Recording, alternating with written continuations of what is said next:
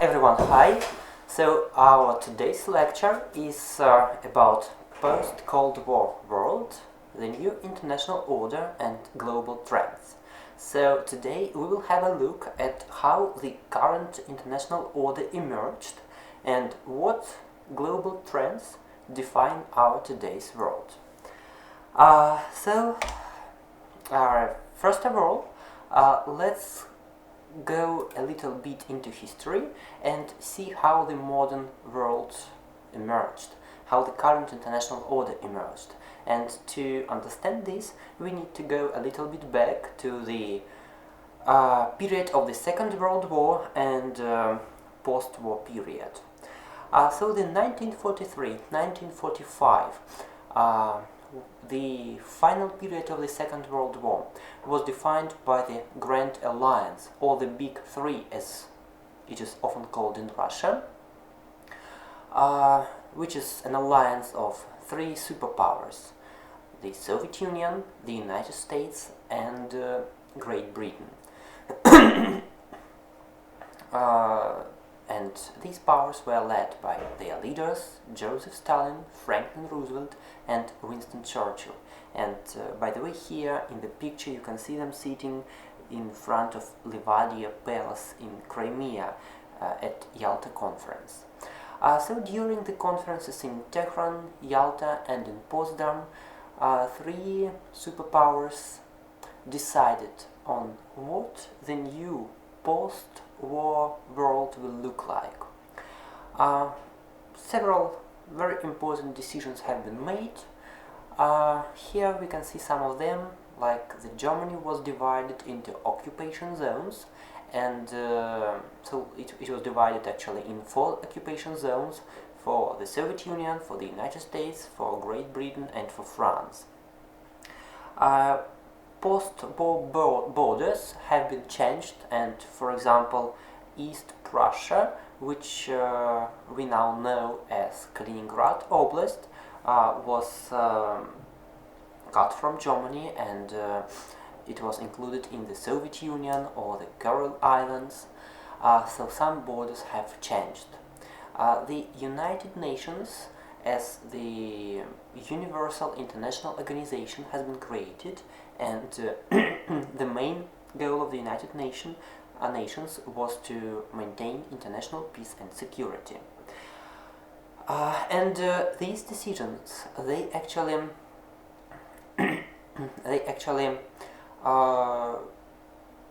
laid the foundation for the new international order, which is often known as Yalta-Potsdam International Order, because the major decisions were taken in Yalta and in Potsdam. And this period is also known as the Cold War. In fact, in less than 1 year after the end of the World War II, former allies turned into enemies. In fact, there is no wonder, and what happened is quite logical, because in fact there were plenty of ideological, geopolitical, economic tensions. For example, communism and capitalism, free market economy in the United States, and economy administrated from Moscow in the Soviet Union.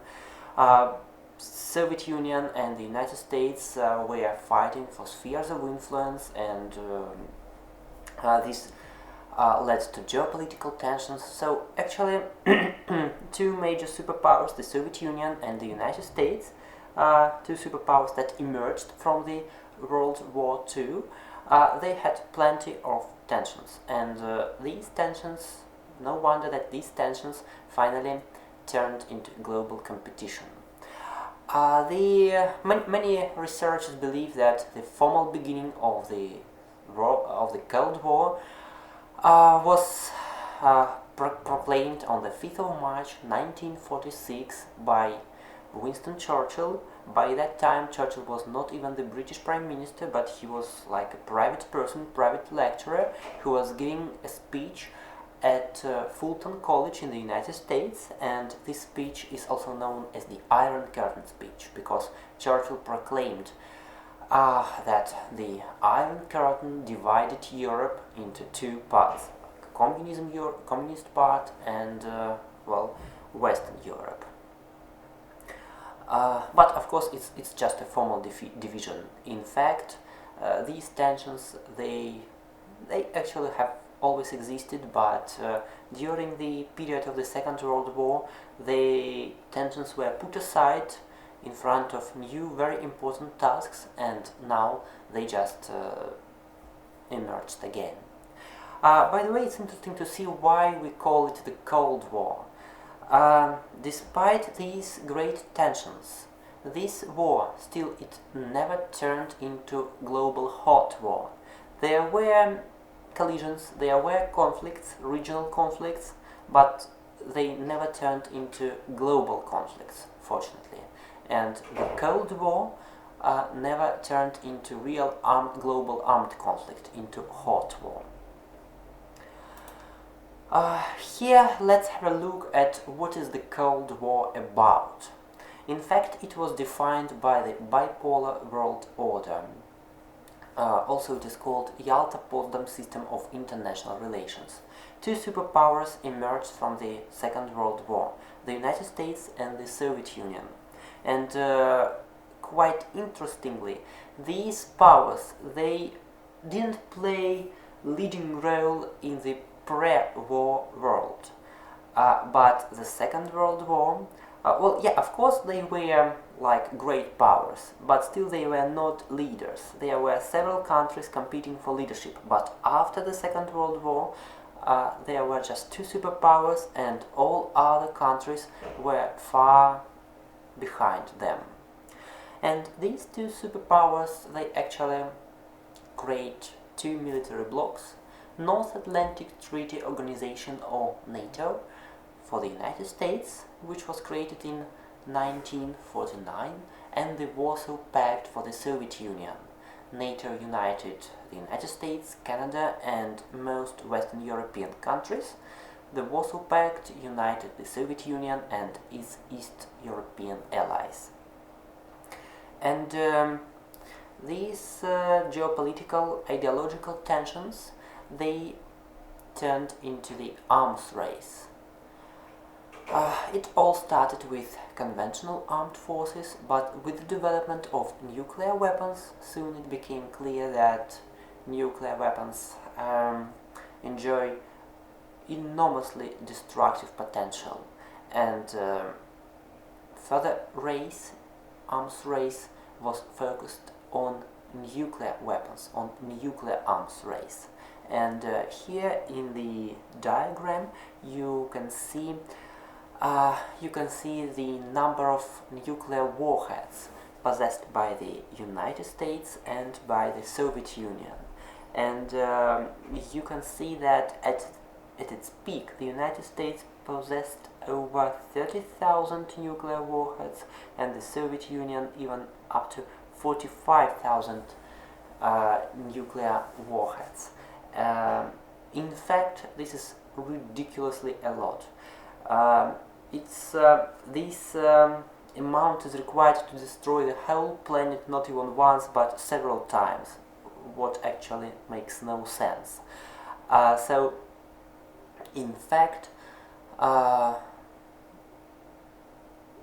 it was finally understood that neither the United States nor the Soviet Union they just don't require so much nuclear weapons. But still the arms race was an inherent part of this period. Another feature of this period, of this international system, was proxy wars, like wars in Korea and in Vietnam. It means that two superpowers, they never clashed directly, but they clashed in various armed conflicts indirectly via their allies, via their unofficial involvement in these conflicts. Well, for example, in Korea, the Soviet Union supported North Korea and communists of North Korea, while the United States supported South Korea. In Vietnam, the Soviet Union and China supported North Vietnam, while the United States and France supported South Vietnam. And the same thing was true about many other regional conflicts, like many civil wars in Africa, and sometimes it was even absurd, because if, for example, the Soviet Union supported some independence movement or like domestic political movement in well, any African country, the United States supported the opposite movement, their political opponents, no matter whether they were ideologically close to the Western liberal democratic ideology or not, but it was important to support the movement which is the opposite to the movement which is supported by another superpower.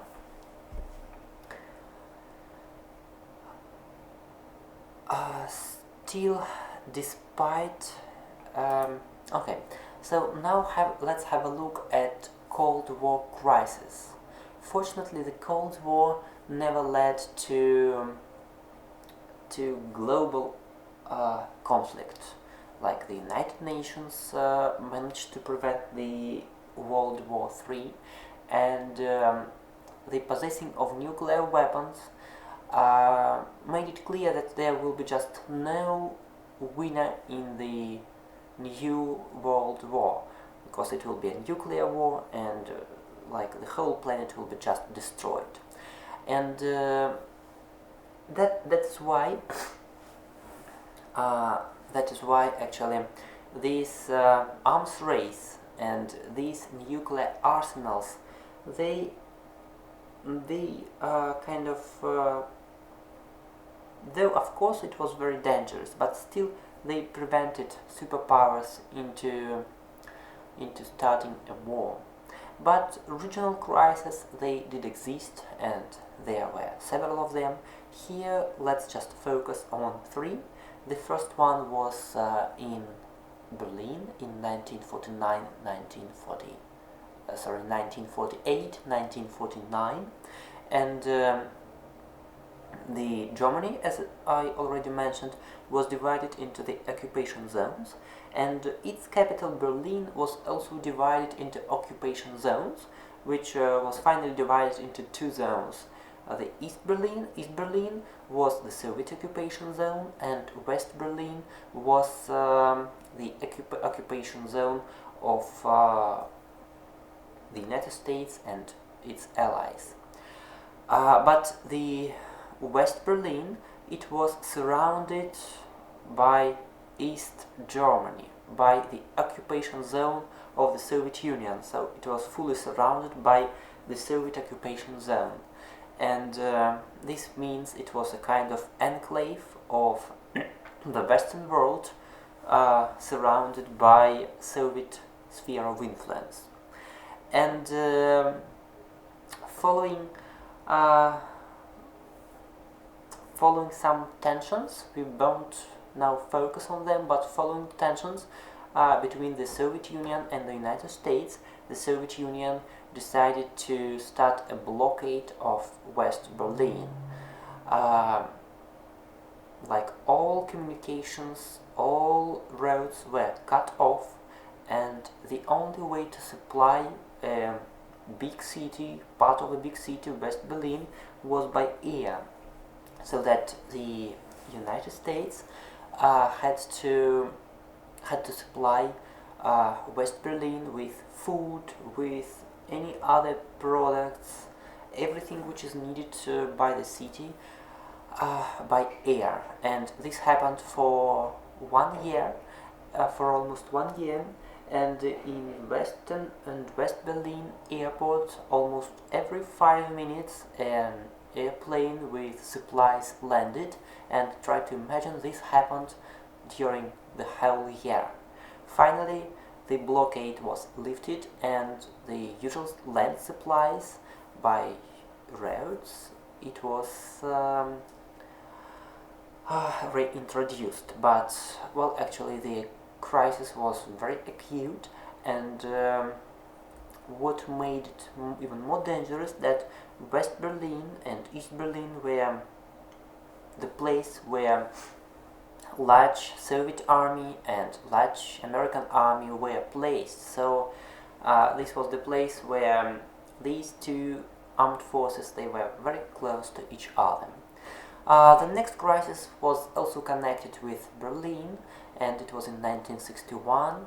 The government of East Germany, supported by the Soviet Union, decided to surround West Berlin, West Occupation Zone, with concrete wall, because a lot of people tried to escape to the west using, well, West Berlin, via West Berlin.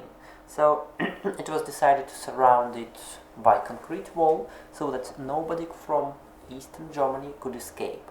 And here in the picture you can see how, well, actually the construction of this concrete wall. And frankly speaking, a lot of people still tried to escape. Some of them succeeded, some of them not, but this concrete Berlin Wall became the symbol of divided Berlin, the symbol of divided Germany, and actually the symbol of divided world. And another crisis is 1962 Cuban Missile Crisis. If you see, Cuba is located very close to the United States, to Florida. It's just less than 90 miles away from Florida. And in 1959 the Cuban Revolution won, and young Fidel Castro came to power, who became a friend of the Soviet Union. It was decided, well, actually the Soviet leaders decided that Cuba would be a great place to deploy Soviet nuclear missiles there, so that actually these missiles could be directed at the United States, and being very close to the United States, they would be able to attack almost any territory in the United States. That of course was a great danger for Washington, and Washington announced that it will blockade Cuba, and it will not allow any Soviet ships with these missiles aboard sail to Cuba, and countries were indeed just one step aside from the hot war, from global conflict. But finally leaders Nikita Khrushchev and John Kennedy, they managed to settle the crisis. Soviet missiles were demolished and returned back to the Soviet Union, and the United States in return agreed to remove their missiles from Turkey and Italy. So fortunately, neither crisis evolved into a global hot war, but still these crises show how fragile the peace and the world order was. But everything changed in the late 1980s. In 1985, new leader came to power in the Soviet Union. It was Mikhail Gorbachev.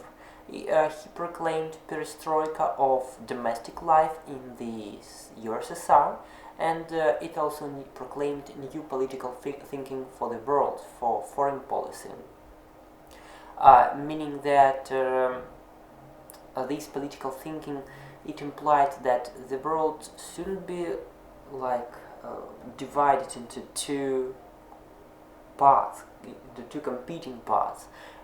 It was proclaimed that we shouldn't compete, but we should cooperate. And here in the picture you can see Gorbachev with Ronald Reagan, American president. And in fact, Gorbachev, of course, he's a very controversial figure inside the country, inside Russia, but still he should be paid tribute. He was a man who managed to finish the Cold War, and a man who actually managed to make the world much safer. Gorbachev proclaimed that the countries, the Soviet Union, should finish the arms race, and regular dialogue with the West was established. He met with Ronald Reagan for several times, and several very important agreements have been reached, like the one which envisaged full demolition of short and intermediate range missiles and reduction in ballistic missiles and so on. And the symbol of the end of the Cold War was the fall of the Berlin Wall, which happened in the 9th of November 1989. People just demolished the wall over one night, and it became the symbol that the Cold War is finishing. And just less than 1 year later, Germany, East and West Germany, were united into one state. And but the events were developing really rapidly, and in 1991, due to a lot of domestic problems, the Soviet Union it collapsed, and the Warsaw Pact, the military political organization of Soviet allies, it also collapsed. And this was the end of the epoch, the end of the whole period, because now the world has changed dramatically. Just one superpower remained, and this superpower was the United States. So from bipolar worlds with two superpowers, the world was moving towards something else. And the question is, towards what was the world moving to? And there were many concepts. Here we will just have a look at two of them. The first one was proposed by American political scientist Francis Fukuyama, and he published his work, The End of History. Fukuyama argues that the dissolution of the Soviet Union and the Warsaw Pact, it proved the it proved the victory of Western liberal democratic values, and these values, this liberal democracy, is actually the final form of human government. It's like the best what can be achieved. And the end of history Fukuyama understood as the end of conflicts, the end of competition, the end of clashes. Like the world would be united by the same democratic liberal values. Fukuyama's actually teacher, Samuel Huntington, another American political scientist, proposed another concept, which is called the clash of civilizations. Huntington disagreed with Fukuyama, and Huntington says that it's still not the end of history. The clash of ideologies will be replaced by clash of civilizations. For example, the rise of Chinese or Islamic civilizations, they actually are great challenges to Western world order. So challenges, they still remain, threats remain, they just change a little bit their nature. So it's up to you to decide whose concept turned out to be true or closer to real life, real politics. But well, probably some ideas can be taken from both concepts, but at the same time we cannot say that both concepts became 100% true. Here in the pictures you can see both Fukuyama and Huntington. So let's have a look how the world developed in practice. The 1990s were the period of American triumph. America, the United States, they dominated everywhere. They dominated in terms of military power, dominated in terms of economy.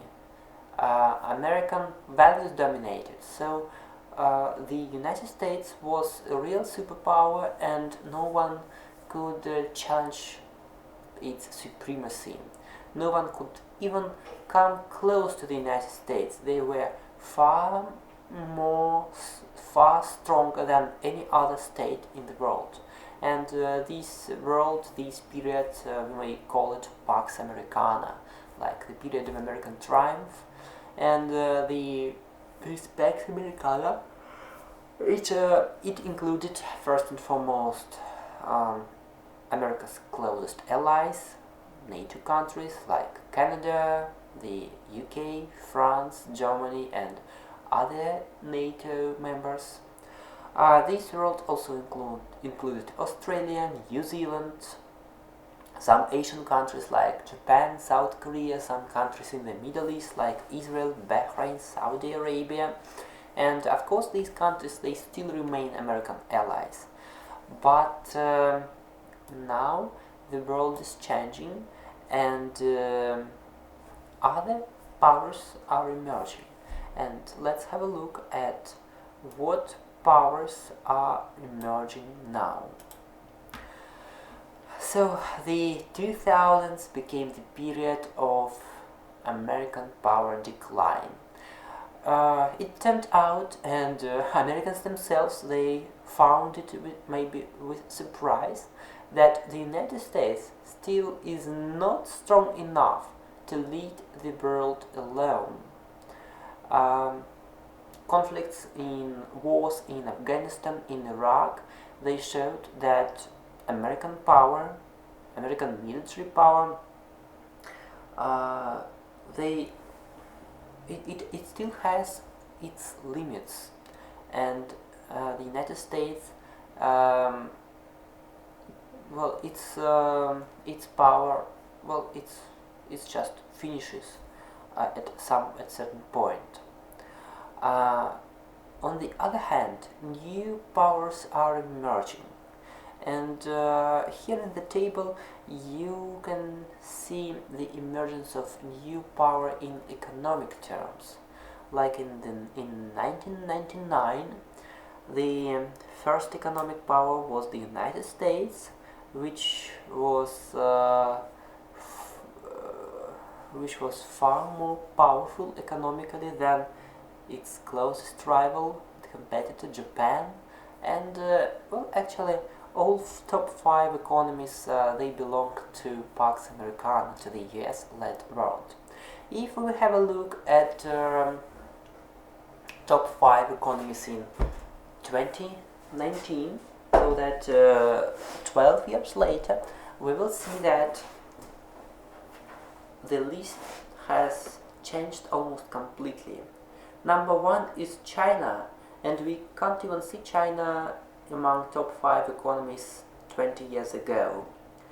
The European Union is now often considered as one economic power in statistical data. The United States moved back from the first place to the third place. The fourth place is taken by India.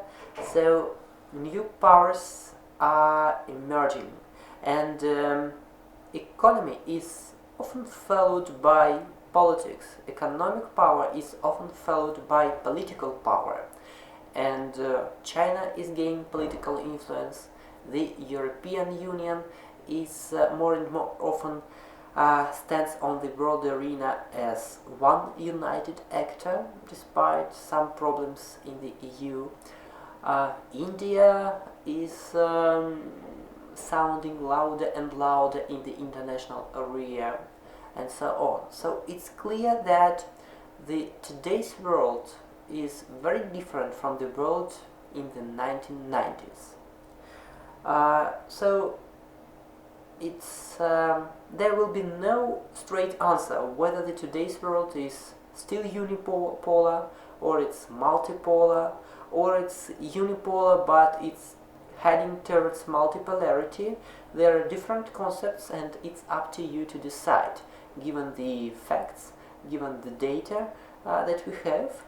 But it's absolutely clear that the world has changed, and the world is different from the world which existed in the 1990s, or the world which existed in the period of the Cold War. And actually this is our first global trend. The world order is changing. The superpowers are changing. New powers are emerging, while the US influence is declining. So the political situation is changing. Another global trend of the 21st century is switching to democracy, is promoting democratic values. Well, in fact, the US-style democracy, Western liberal democracy, is leading the world, and more states are heading towards democracy. After the dissolution of the Soviet Union, a lot of states all over the world have become more democratic. Here you can see some of them, like on the among post-Soviet states, we can definitely mention Estonia, Latvia, Georgia, even Russia. Of course, we also became much more democratic than in the period of the Cold War. Almost all countries in Eastern Europe have become real democracies, like Poland, Hungary, Romania, Bulgaria, the Czech Republic, Slovakia, and so on. And even many countries in Africa and Asia. When like the pressure from superpowers ceased, they also had an opportunity to switch to democratic way of development. And South Korea, South Africa, Mongolia, the Philippines are good examples of how the countries become more democratic. And in the table you can see just simple statistics of how many countries in percentage were considered as democratic in the 1970s and in 2016. And we can see that the number of democratic countries more than doubled, while the number of authoritarian regimes it diminished from 62% to just 14%. Well, of course, it depends on how we count, on who we consider to be a democracy or authoritarian regime, but still the general trend is obvious. And in terms of democracy, let's also mention the democratic peace theory.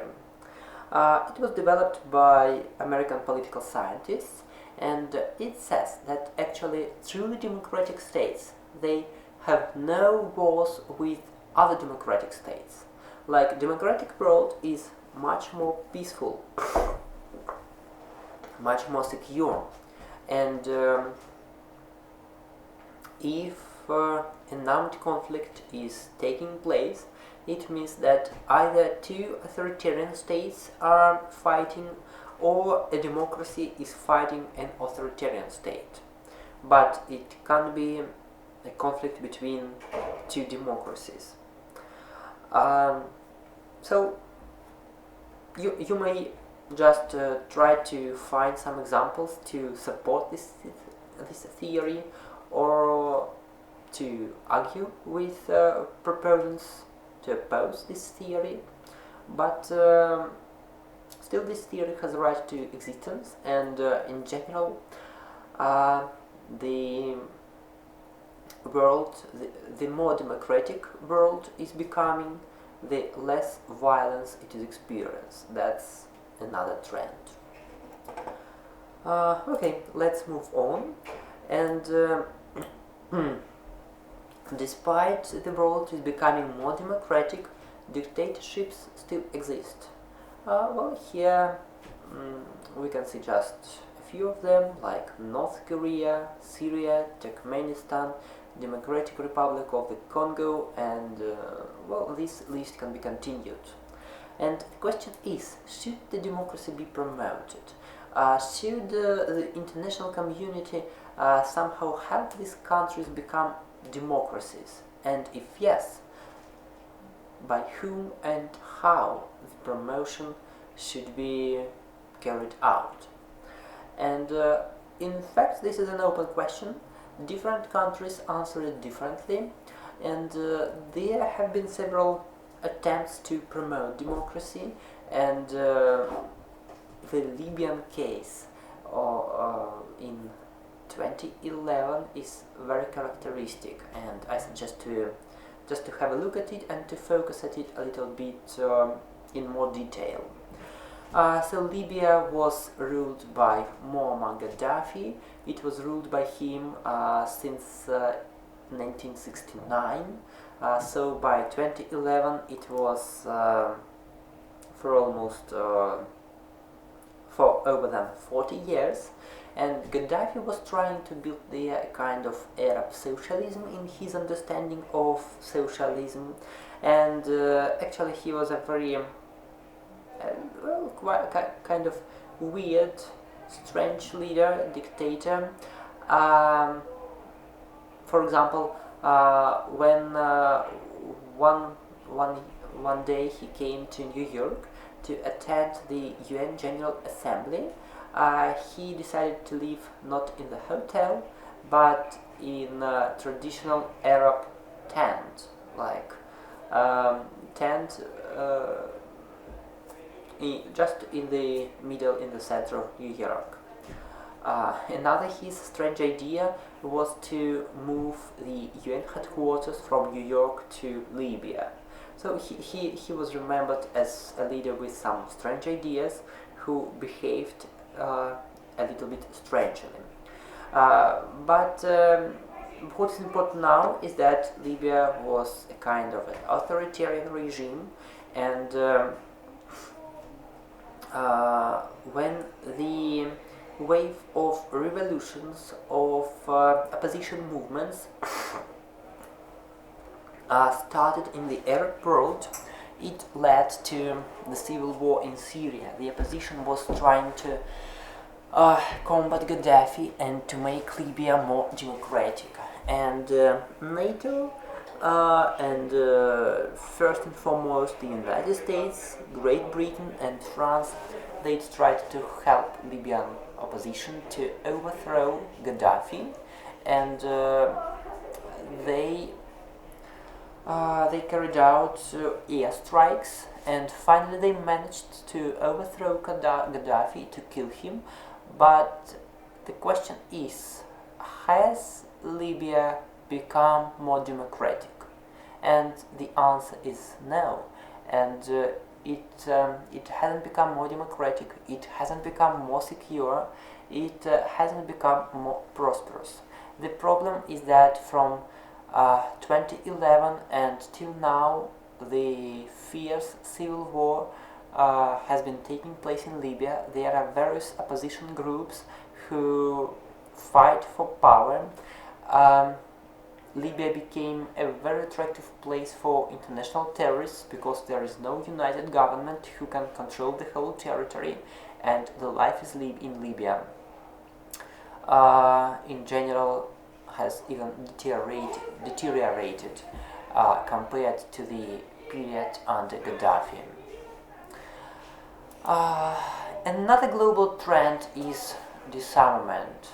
So after the end of the Cold War, the arms race also came to an end, and the world turned from the arms race to disarmament. And you can see this diagram. It shows that military expenditure as percentage of gross domestic product they declined dramatically, um, from about 60% in the 1960s to about 2% in the 2000s. And the number of armed forces personnel, for example in Russia and the United States, has also been reduced dramatically. And in other countries, armed forces reductions in personnel, in financing, they were even much more dramatic. And in fact, there are several reasons for that. First of all, the world became, I can't say it became more secure, but still there is no threat of a global war, like a global war between superpowers. Weapons have become more sophisticated, so you don't need 1 million soldiers and 10,000 of tanks to win the war. You just need several missiles. On the other hand, people became more peace-minded, and people actually, they really approve wars, military actions, and in many countries the public demands from the government to cut the armed forces and to spend this money on economic growth, social development, and so on. Thus, the trend of disarmament is quite obvious. Here we can see some milestone agreements on disarmament. I will very briefly focus on them. So the first one, Intermediate Range Nuclear Forces Treaty, meant that all short and intermediate range nuclear missiles should be destroyed. But in 2019 it was suspended by the United States, and in fact it was a serious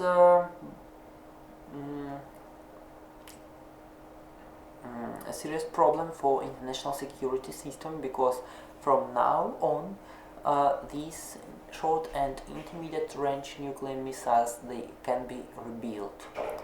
The arms treaties of 1991 and 2010, they envisage a reduction in ballistic nuclear arsenals to, for example, 6,000 nuclear warheads in 1991 and 1,550 nuclear warheads in 2010. These two treaties were between the Soviet Union and then Russia and the United States, but the problem is that in 2021, in less than 2 years, this Strategic Arms Reduction Treaty expires, and well, a new treaty is required, but it should be negotiated. And another milestone treaty is 2017 Nuclear Weapon Ban Treaty, which suggests to legally bind and totally to legally prohibit, absolutely prohibit all nuclear weapons. But it is not yet in force, and frankly speaking, its prospects are quite gloomy, because the powers that do have nuclear weapons, they do not support this idea, and they are highly unlikely to join this treaty.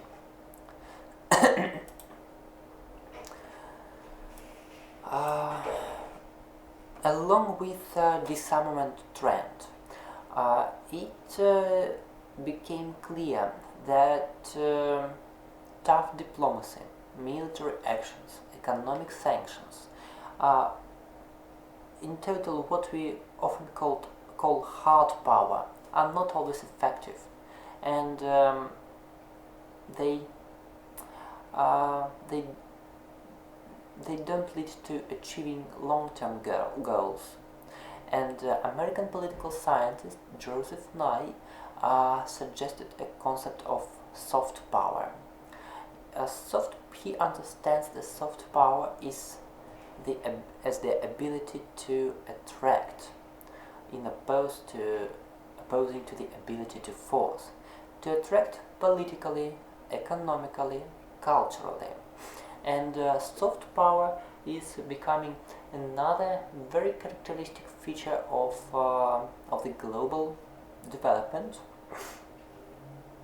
It doesn't mean that the hard power is not influential anymore, but it means that soft power is another factor of influence. So there are two factors of influence: hard power and soft power. Let's have a look what are the soft power tools. In fact, the United States is a very good case of promoting soft power, and we should admit that America, in fact, is the most attractive brand worldwide. It is the most attractive politically, like American Western style democracy and human rights values that have become universally recognized. It is the most attractive economically. It is still considered to be among the greatest economic superpowers, though it is no longer the top one economy. And but the American dream is a universal prosperity standard, like a house, a car, a job, and so on. Even culturally, America is attracting millions of people all over the world. We all watch Hollywood movies, we go to McDonald's, we drive Ford or wear jeans, and all these things have become inherent parts of our lifestyles. And In today's world, the countries the countries do pay attention to promoting their soft power via media, via educational programs. For example, if we have a look at Russia, we have a TV channel, Russia Today, which is broadcasting worldwide and promoting Russian values, Russian views, Russian understanding of what is going on in the world today, and so on. But soft power is fragile, and it is often based on the hard power. It is very difficult to promote soft power if you don't have hard power, and hard power is still everywhere. And the latest concept is that the states need to combine these two resources, both hard power and soft power, and use it smartly. And thus we come to smart power.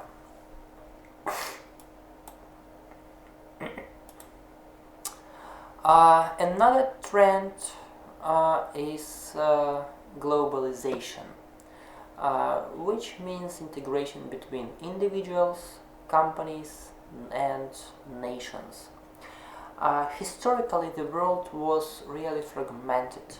The nations were developing in isolation, but now the development of communications, of transport, of internet, it unites the world, and it leads to one globalized, not fragmented, but one globalized, united world. There are plenty of globalization aspects. It's everywhere, in economy, in politics, in culture, in technology, and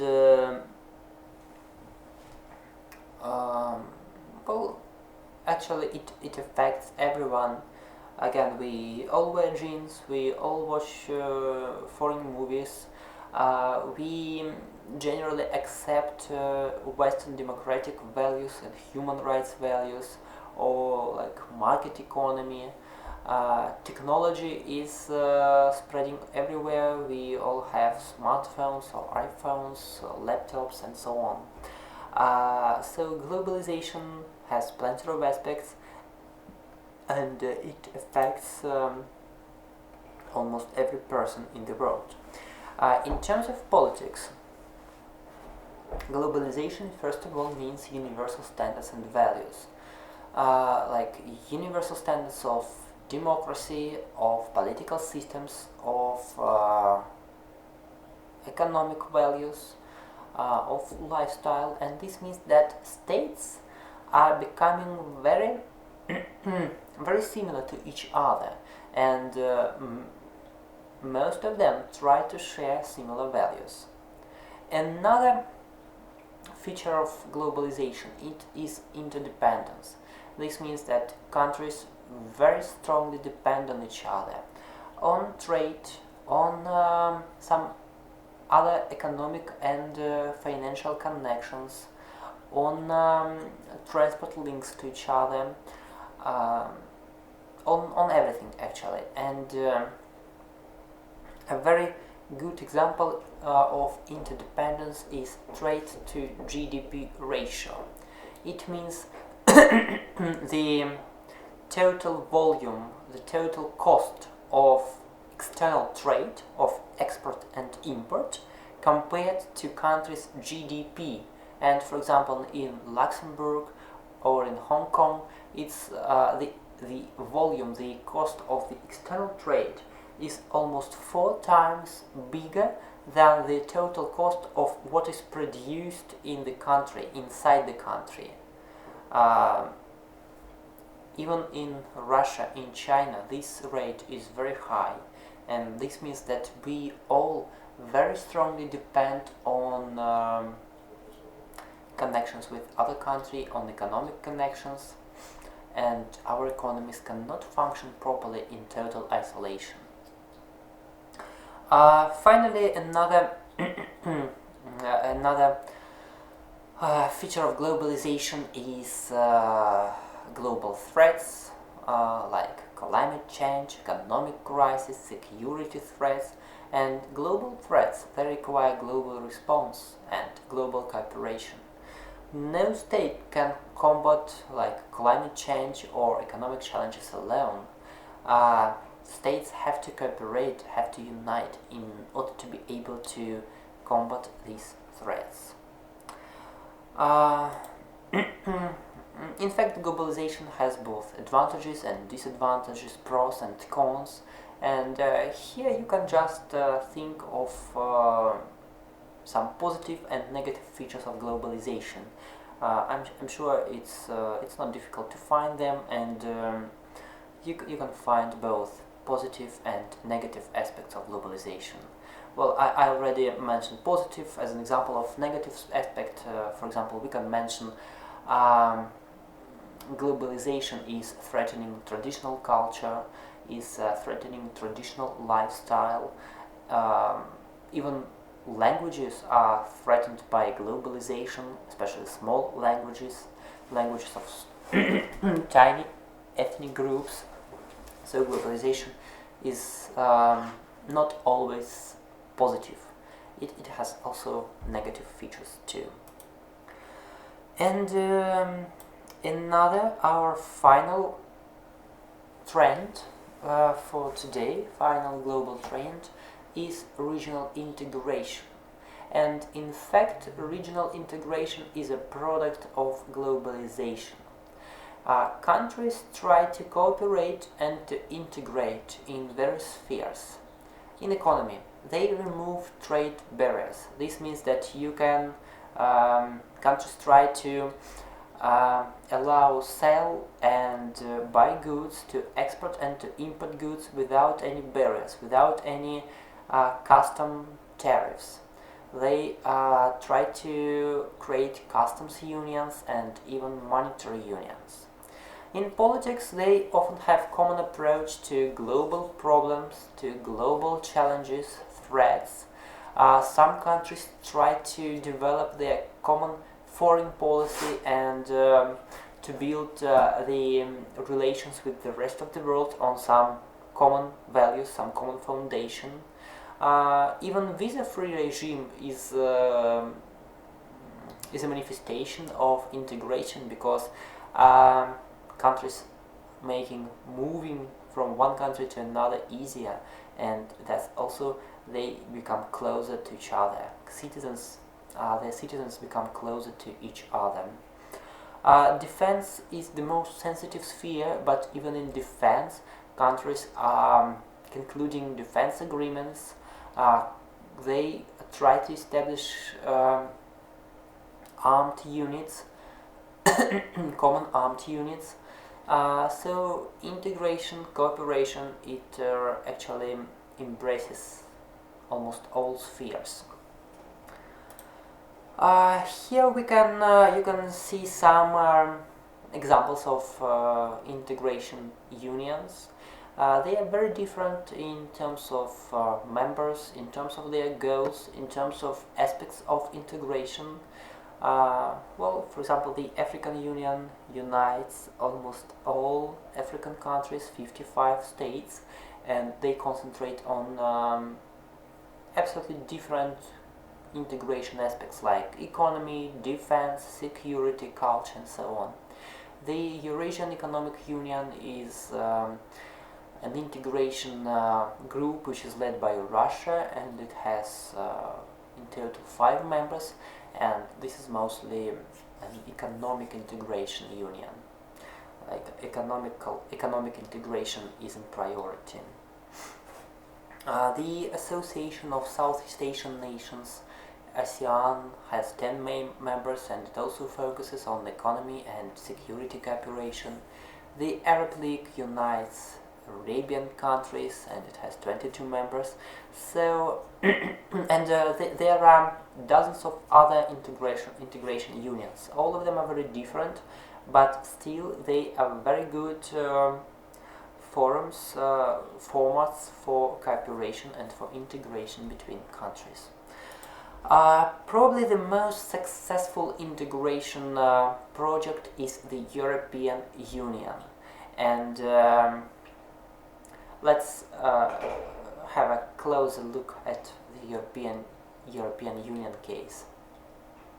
It was established in 1951 and everything started with cooperation in coal and steel industries, just 2 industries, and so very restricted, very narrow cooperation area. But now it expanded to many other spheres, and we will have a look at what spheres are they. And now it has 28 member states. Here you can see just some of them: Germany, France, Italy, Spain, Poland, Finland, Romania, Belgium, and so on. Despite its success, it has problems, and the major problem is Brexit. This means that the United Kingdom, Great Britain, is going to leave the European Union, and now there are a lot of arguments on how, when, on what terms and conditions the UK will leave the EU, and of course it is somehow weakening the Union, but still it remains the most successful integration project. And while the UK is leaving the Union, other countries are doing their best to access it. Here we can see at cooperation areas within the EU. So they formed Economic and Monetary Union. This means that all people, products, capitals can freely move within the EU.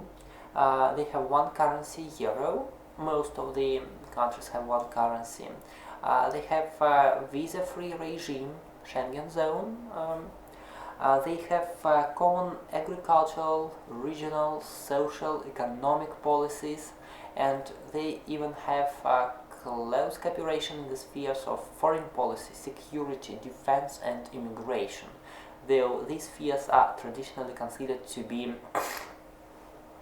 spheres which should be controlled by the state. But in the European Union, states are gradually giving more and more powers to Brussels, where the headquarters of the EU is located, and the EU is gaining more and more powers and responsibilities.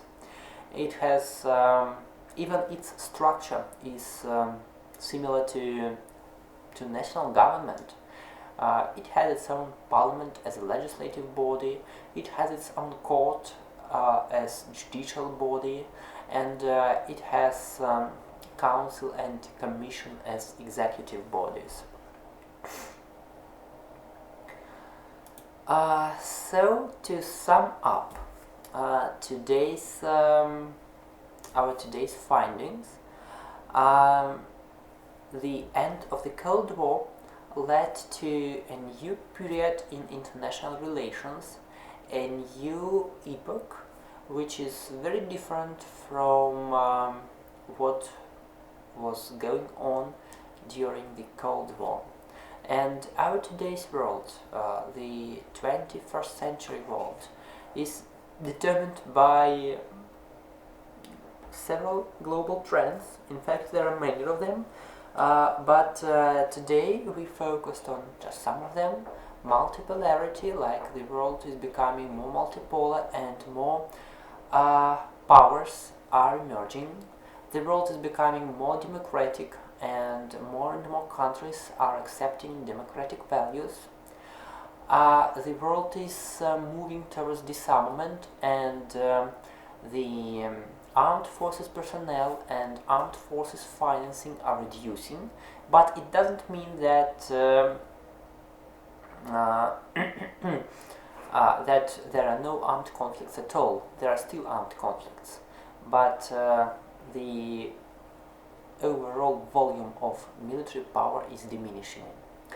Another trend is the rise of soft power. It means that in addition to traditional hard power, soft power came, and now the states are often trying to combine both the hard power and soft power, and this way it turns into smart power. Globalization is another trend, meaning countries' interdependence and mutual influence in absolutely various spheres, and globalization is actually influencing all of us.